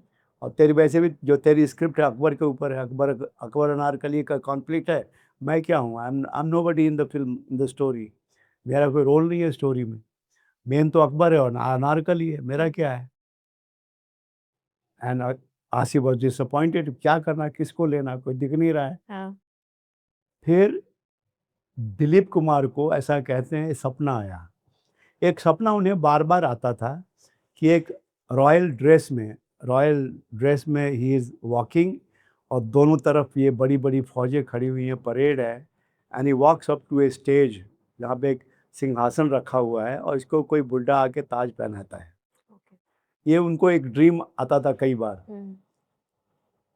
तो उनको ये ड्रीम आया, तो he went to Asif, Asif यार ये सपना जो है ना मेरा पीछा नहीं छोड़ रहा, लगता है मुझे सलीम करना पड़ेगा। So that is how initially he was rejected by Asif in the beginning. Then he rejected Asif ji. second time. Then finally he agreed and he went on. It was made. Such a fantastic story, Yeah, sir, of Mughal e Azam, yeah, जो yeah. हमें पता नहीं है making में इतना। नहीं कहानी में मुझे इसलिए पसंद है सिर्फ आसिफ की कहानी, क्योंकि ये हमारा सिनेमा है, इसकी आत्मा क्या है, what is the soul of our cinema, why we are. मैं नहीं कहता बॉलीवुड तो बेवकूफ़ी का नाम है, only idiots call our cinema Bollywood, I don't. It is Indian cinema at the best, Hindi cinema और इंडियन सिनेमा है। बॉलीवुड मतलब इमेजिन, जर्मनी क्या अपने सिनेमा को जॉलीवुड कहता है? क्या फ्रांस अपने सिनेमा को फॉलीवुड कहता है?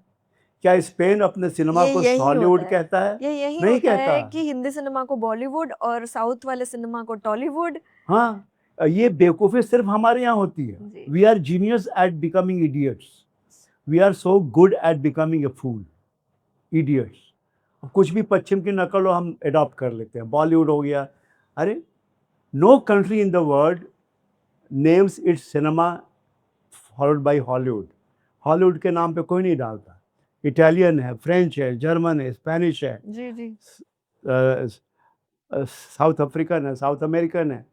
No country uses Does Hollywood that? As a reference point. Yeah. Why should we do it? वो मानसिकता जो अंग्रेजों की मानसिकता है, जो अंग्रेज हमें छोड़ गए, मानसिकता हमारे अंदर अभी भी घुसी हुई है। जी। We have to call our cinema Bollywood, stupid. इससे ज़्यादा बेवकूफ़ी और समझिए कि आत्म ये डिसरिस्पेक्ट नहीं हो सकता अपने सिनेमा का, जी। कि हम अपने सिनेमा को बॉलीवुड कहें। इससे ज़्यादा बदतमीज़ी नहीं हो सकती, ना बदनामी हो सकती है जी। कि आप भारत के सिनेमा को बॉलीवुड कहें। मैं बिल्कुल इसके सख्त खिलाफ। सर, आपने अभी जब मुगले आजम की बात करी, आपने इतने प्रॉप्स की बात करी जो हाँ, ओरिजिनल चीजें यूज की गई, हाँ। जैसे कई सारे आपने एग्जांपल्स बताए, कृष्ण जी की मूर्ति हो या असली मोती हो। Which was the best prop according to you जो इस पिक्चर में इस्तेमाल किया गया? दिलीप कुमार का विग, दिलीप कुमार का wig, wig. Okay. Because Dilip Kumar never wore a wig in his any film. अच्छा। कहीं भी विग नहीं पहना हाँ। उन्होंने। And he is very choosy, very, he is very reluctant and very choosy about his get-up. Not so much the clothes, but hair, बाल, क्योंकि he was known for his hair. जी दिलीप साहब was famous for his है hair. एक पूरी पीढ़ी उनके बालों की नकल करती थी हिंदुस्तान में, हाँ जी आगे गिरे हुए, loose, making him look vulnerable, जो शाहरुख अभी भी नकल करता है दिलीप साहब। तो दिलीप साहब के बालों की नकल पूरा देश करता था, जवान करते थे। अब वो सलीम विग कैसे पहनेगा, किस टाइप की विग पहनेगा? तो ही बस Asif sent him to London, और लंदन में 2 साल तक उनकी विग पे काम हुआ। Oh my then only Dilip Kumar agreed to wear that wig that he does in Mughal-e Azam. क्या आसान नहीं प्रिसिशन था। और डिटेल वाला काम है ये। The only other time he tried to sort of compromise was, एक फिल्म बी आर चोपड़ा बना रहे थे, चंद्रगुप्त और सिकंदर, ऐसा कुछ नाम था।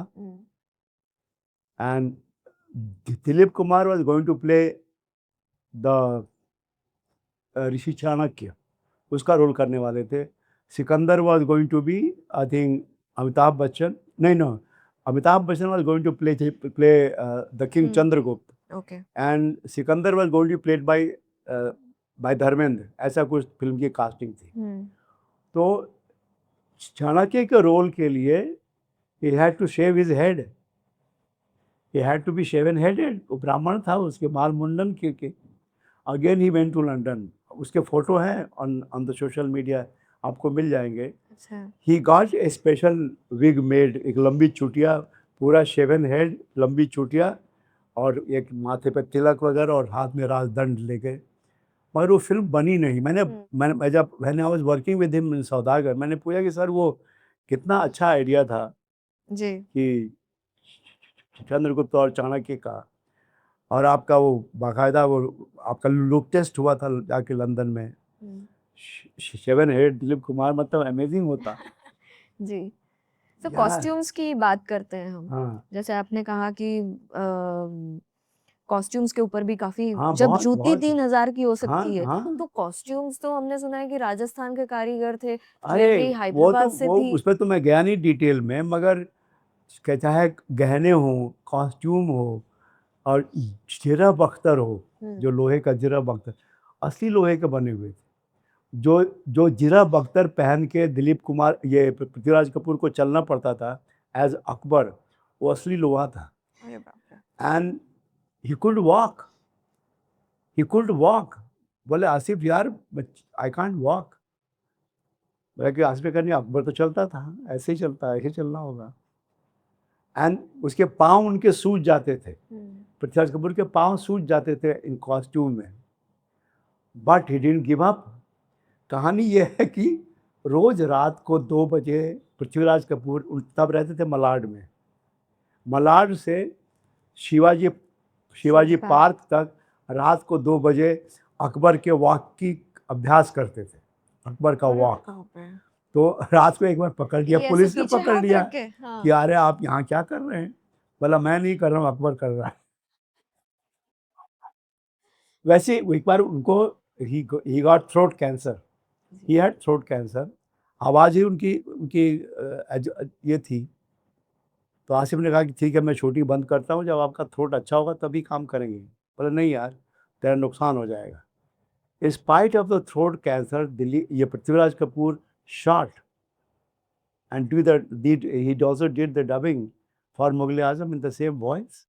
उनके गले की जो ये मेन नस और नस, गले की नस फट गई थी। गले की नस फट जाने के बावजूद पृथ्वीराज कपूर ने अपना काम पूरा किया मुगल आजम। इमेजिन आज के जमाने में कोई करेगा नहीं ऐसे, कोई एक्टर ऐसे नहीं करेगा। मधुबाला के हार्ट में छेद था, फिर भी उन्होंने काम किया। Prithviraj Kapoor had cancer, throat cancer, फिर भी उन्होंने काम किया। वो डेडिकेशन टुवर्ड्स वर्क। और उनके पाँव पूरे सूज जाते थे, फिर भी। बट वो चाल भी आइकॉनिक थी बिल्कुल, सर। आज भी लोग याद है, मतलब तो मुझे वो याद है वो पीछे हाथ मैंने रख के सुना, चलना। इतना अच्छा लगा कि रात को 2 बजे used to walk from Malad Dadar to Shivaji Park. जी जी जी। अभ्यास करते थे कि वे अकबर कैसे वॉक करेगा, क्योंकि आसिफ ने बोला है तो होगा, वैसे ही होगा। तो ऐसे एक्टर थे, ऐसे दीवानगी थी एक्टरों की, जान पे खेल जाने की। मधुबाला हो, पृथ्वीराज कपूर हो, इवन दिलीप कुमार हो, जी। कोई भी हो, मतलब ऐसी इंसैनिटी थी। और चाहे आर्ट डायरेक्टर हो, सैयद करके, एमएल सैयद आर्ट डायरेक्टर था, who design the Sheesh Mahal. There was a lot of respect for people and workers yes, during that या टाइम, है ना? तो सर अब एक बात बताइए, जैसे आपने बताया कि दिलीप कुमार और मधुबाला की हाँ, रोमांस था वही बिल्कुल। रोमांस था दे उस बोथ समय। Were in love with each correct. Other. So कितना असर पड़ा है इस फिल्म में, वो हमें दिख कर भी आता दे है। बिल्कुल, you can feel the chemistry. जी।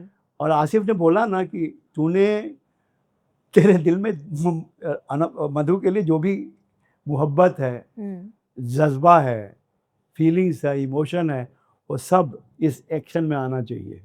जब वो जब फेदर वाला जो सीन। फेदर वाला सीन है, जी, जी, जी। वो इस एक्शन में आना चाहिए तुझे। जी, और आया है वो। जी। एंड सेम थिंग विद मदाला कि तुम्हारे दिल में जो भी मोहब्बत है यूसुफ के लिए, ये तुम्हारी निगाहों में आनी चाहिए। हुँ। तो you could see that these are the scenes which are iconic and immortal. You can't copy them. आज भी अगर कोई मुगले आजम डुप्लीकेट बनाता है, वैसे नहीं बना कभी वो पाएँगे। बात नहीं आ पाएगी, हाँ। कभी वो बात नहीं आ पाएगी। सर कहते हैं कि उस समय सेट पर काफ़ी जेलसी, गॉसिप हुआ करती थी। ना, नो? गॉसिप होती थी बिगिनिंग में कि अनारकली का रोल कौन करेगा। देयर वाज़ नो तो jealousy Asif between the key actors? Anarkali कौन बनेगी, तो लड़कियां कुछ भी करने को तैयार थी आसिफ के लिए। अच्छा। मतलब रोज कोई खाने पे बुला रहा है, कोई कुछ भी, मतलब अब उस पर नहीं जाना चाहता मैं। नहीं सर, एंड जाइए, आप आसिफ बताएँ हमको। Asif used to be we would like amused. To know. वो अच्छा। एक इंटरव्यू है, बोला कि अभी अभी एक मोहतरमा आई, physically very sexy and all that, कि मुझे अनारकली करना है। आसिफ ने कहा बिल्कुल, आप अनारकली बिल्कुल फिट नहीं है, हुँ। You are not good enough for Anarkali. मेरी अनारकली आएगी तो मैं पहचान जाऊंगा मेरी अनारकली कौन है। Get lost. Oh my God! They were open invitations to sleep. तो पत्रकार ने पूछा कि भाई आप कैसे हैंडल करते हैं। हुँ। बोला बोला मेरे लिए मुगले आजम बड़ी है हर चीज़ से। और उसने एक बड़ी इंटरेस्टिंग बात कही कि मेरे जैसे बदसूरत और खुरदरे आदमी के ऊपर ऐसी लड़कियां मर सब रही कुछ है। देने को तैयार हैं। इसका मतलब मुगले आजम कितनी बड़ी फिल्म होगी, वाह! एक्चुअली। अनारकली का रोल कितना बड़ा है वो। जी। सर मुग़ल-ए आज़म के बारे में कोई एक ऐसा मिथ जो सालों-सालों तक चला आया है, जिसको आप बर्स्ट करना चाहेंगे? मुगले आजम में अब जैसे कि रिकॉर्डिंग की बात थी, हुँ। रिकॉर्डिंग फैसिलिटी उतनी नहीं थी।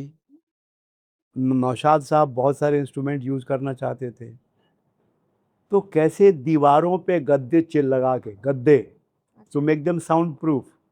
रिकॉर्डिंग उतनी एडवांस नहीं थी, रिकॉर्डिंग उतनी एडवांस नहीं थी मुगल आजम में के टाइम में। तब पर के ऐसे तो इस तरह कैसे कैसे रिकॉर्डिंग रिकॉर्डिंग की गई, चाहे वो व्हेनेवर हूसर वाज सिंगिंग, मोहम्मद रफ़ी हुँ। और अपनी ये सिंगर गा रही हैं, लता जी गा रही हैं। हुँ। तो recording, editing, setting at every level, no expense was spared. तब वो मुझे अच्छा लगता है बोलना कि आसिफ अकेला बंदा था हमारे इतिहास में जितने पैसे को उसकी औकात दिखा दी कि जी। तुम वहाँ बैठो, तुम सिर्फ इस्तेमाल के लिए हो, उससे बड़ा तुम्हारी कोई अहमियत नहीं है। कोई एक मुग़ल-ए आज़म की लाइन सर जो आपको आज भी बड़ी पसंद है? वो तो वही है जो अनारकली बोलती है, एग्जिट एग्ज़िट लाइन, लाइन। जी। कि शहंशाह की बेपनाह बख्शिशों के बदले ये कनीज़ जलालुद्दीन मोहम्मद अकबर को अपना खून माफ़ करती है। ये कहानी लाइन इतनी आइकॉनिक है, हुँ। A writer like Gulzar copied the line in Meera. जो जो आपने मीरा देखी हो तो जो जी। हेमा मालिनी जी, वाली जी, मीरा, जी, जी। धर्म संसद होती है, जहाँ पे मीरा को बुलाया जाता है इंसाफ के लिए कि मीरा ये क्या बदतमीजी कर रही है, हुँ। गली गली नाचती गाती फिरती है कृष्ण की, this is against our old, culture. परंपरा के जी। खिलाफ है, धर्म के खिलाफ है। धर्म संसद बुलाई जाती है। धर्म संसद में जैसे अनारकली अकबर के सामने खड़ी होती है, मीरा जो ये सारे पोंगे पंडित हैं धर्म संगत, उनके सामने खड़ी होती है और जब वो ऑर्डर देते हैं कि तुमको जहर का प्याला पीना पड़ेगा, जो तुमने गुनाह किया है तुमको जहर पीना पड़ेगा, तब मीरा ये लाइन तो कहती है। मीरा मान जाती है कि हाँ ठीक है मैं जहर पी लूंगी। और वहाँ ये लाइन बोलती है मीरा की, मीरा धर्म संसद को अपना खून माफ करती है। गुलजार जैसे लेखक को Same line मजबूर हो गए कॉपी करनी कॉपी पड़ी इस करना लाइन पड़ा। की कि मीरा धर्म संसद को अपना खून माफ करती है। जी।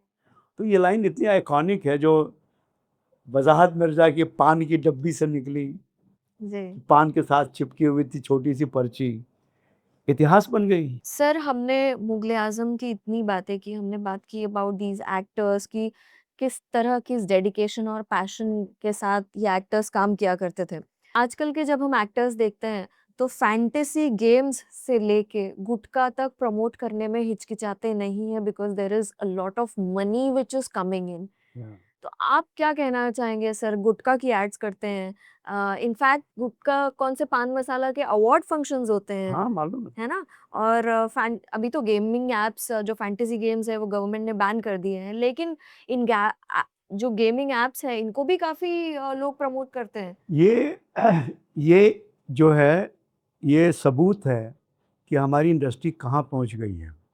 पृथ्वीराज कपूर, दिलीप कुमार, राज कपूर, गुरुदत्त, शांताराम, महबूब खान, के आसिफ, उनकी इंडस्ट्री कहाँ पहुँच गई है जी। कि पैसे के लिए कोई कुछ भी करने को तैयार है, एक पूरी पीढ़ी को बर्बाद करने को तैयार है। गुटखा खिला खिला के, जुआ खिला खिला के, दारू पिला पिला के। ज़िबान केसरी, हाँ, द पैसे के लिए आज कोई कुछ भी अजय कर देवगन सकता की है। जो ऐड आती है। और इन सब के लिए आसिफ का जो जुमला है, जो मैंने कहा कि आसिफ ने पैसे को उसकी औकात दिखा दी जी। कि पैसे को कहाँ होना चाहिए, और पैसे के लिए ये लोग कुछ भी करने को तैयार हैं।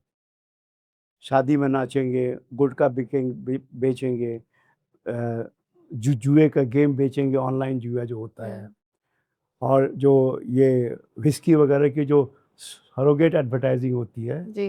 नाम वही होता है, खाली दिखाते कुछ है कि पीने का पानी है या सोडा है या स्पार्कलिंग कुछ है, वाटर या या सोडा। सोडा है या बॉटल्ड वाटर है। किसको बेवकूफ़ बना रहे हैं? किसको बेवकूफ़ बना रहे हैं तुम?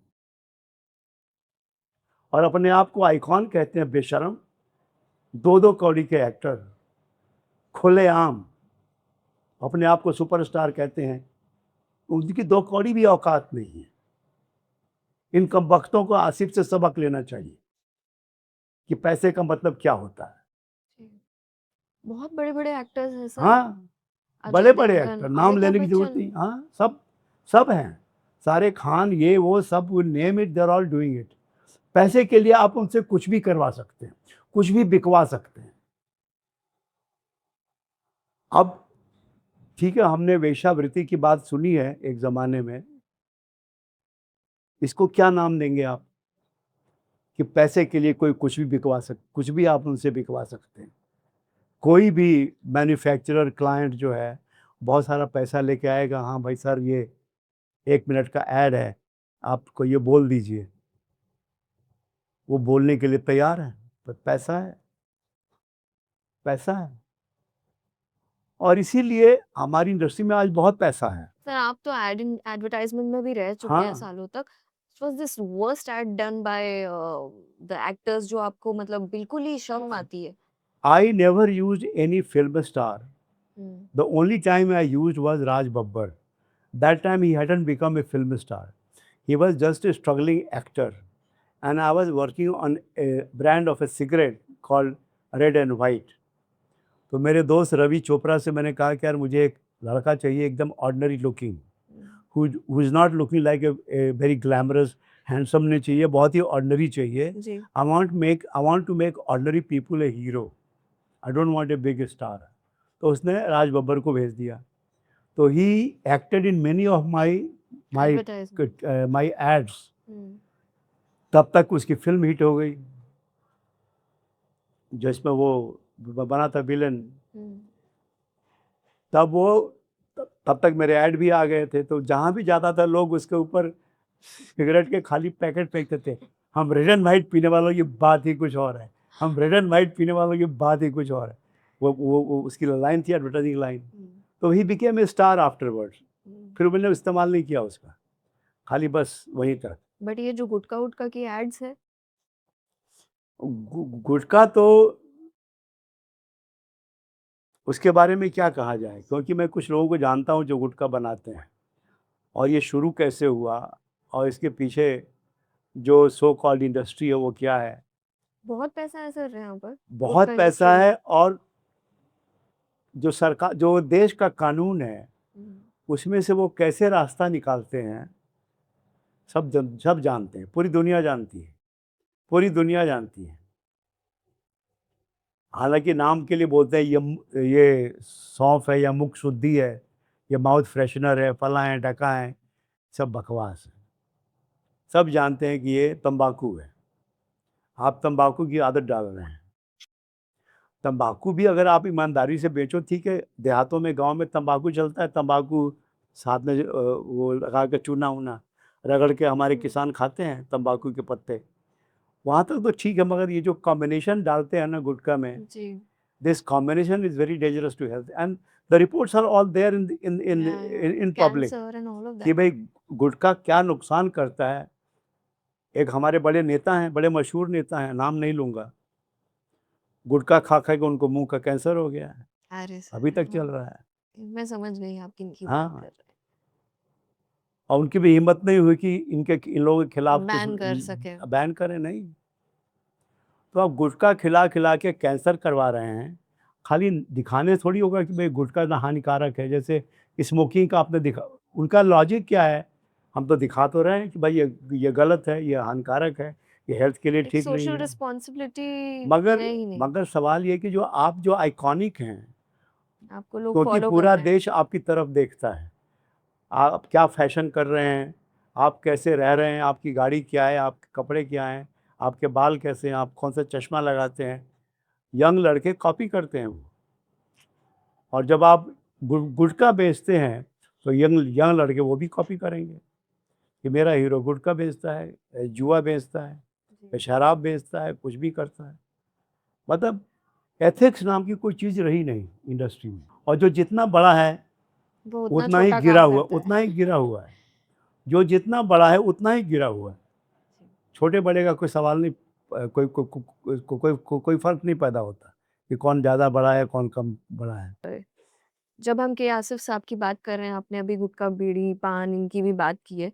एक बात बताइए कि ये जो आजकल के फ़िल्म मेकर्स हैं, ये मुग़ल आज़म से क्या सीख सकते हैं? कुछ नहीं, nothing? They don't want to, because they don't want to. ऐसा नहीं कि they can't, they just don't want ऐसा टू। नहीं कि दे कांट।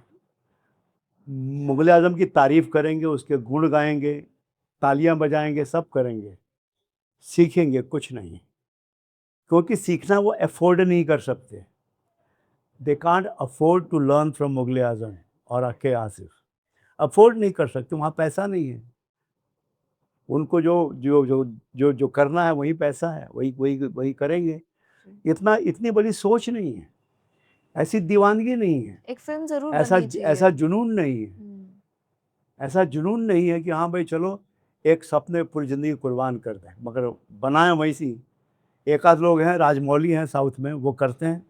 RRR जिन्होंने बनाई है, बाहुबली बनाई, हाँ, उसमें थोड़ा विज़न है कि भाई आसिफ़ ऐसा था। मगर आसिफ़ की पर्सनल लाइफ़ भी वैसी थी जैसी उसकी फ़िल्म मेकिंग थी। रंगीन? He had no respect for money. पैसा उसके हाथ का मैल, हम कहते हैं ना कि पैसा हाथ का मैल है, ये मुहावरा सिर्फ आसिफ के लिए सच्चाई है, उसके लिए पैसा हाथ का बट मैल है। How was his personal life? रंगीन थे पर्सनल दोनों? लाइफ रंगीन थी इन द सेंस कि बस ही हैड मैनी वाइफ्स। पहली पहली जो वाइफ थी सितारा। वो सितारा थी, फिर निगार सुल्ताना आई, बाद में जो दिलीप कुमार की बहन थी उससे उन्होंने शादी की, जिसकी वजह से उनमें आपस में झगड़ा हो गया, बातचीत बंद थी, ओके। और इसीलिए बहुत सालों तक बातचीत बंद थी।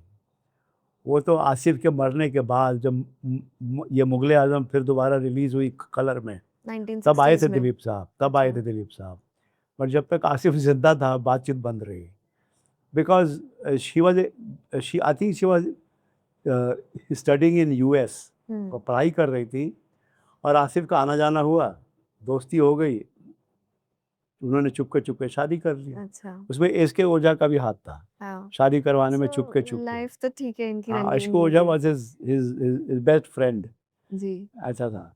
सर हम जानते हैं कि सबसे महंगी पिक्चर थी मुगले आजम एक उस ज़माने में उस जमाने में 1.5 करोड़ की। कितना पैसा लगा था सर उस समय? 1.5 करोड़, 1.5 करोड़। 1.5 करोड़ हाँ, पूरा? 1.5 करोड़ तो था। मतलब आज के टाइम का अगर आप सोचे तो it is like how much?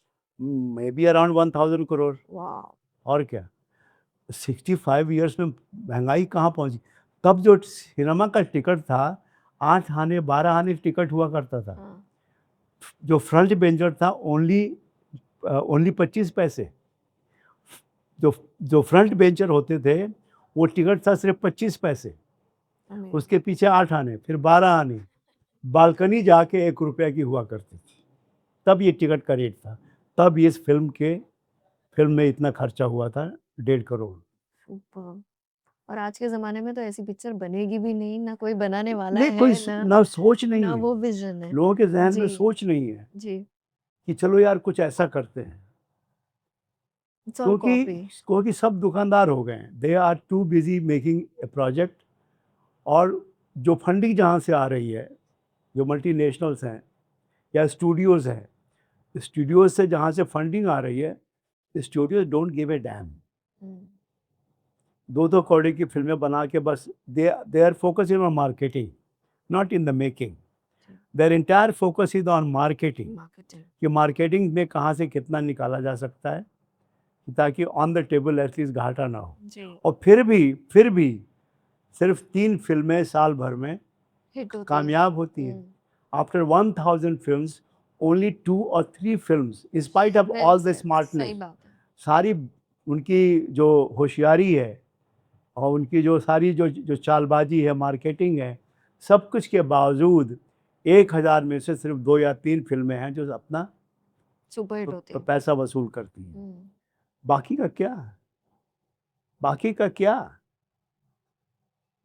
और जब मुगले आज़म बनी थी, उसे आगे पीछे आई थी मदर इंडिया, नया दौर, इतनी सारी फिल्में आई थी। बिमल रॉय की देवदास, शांताराम की दो आंखें 12 हाथ, मतलब पूरा whole decade was so rich, so rich. बल्कि गोल्डी साहब, ये हम मुझे बताया करते थे, मैंने पूछा कि मेरे दोस्त थे गोल्डी साहब विजयानंद, कि सर कैसी दुनिया थी वो, हमारी इंडस्ट्री कैसी थी? बोले यार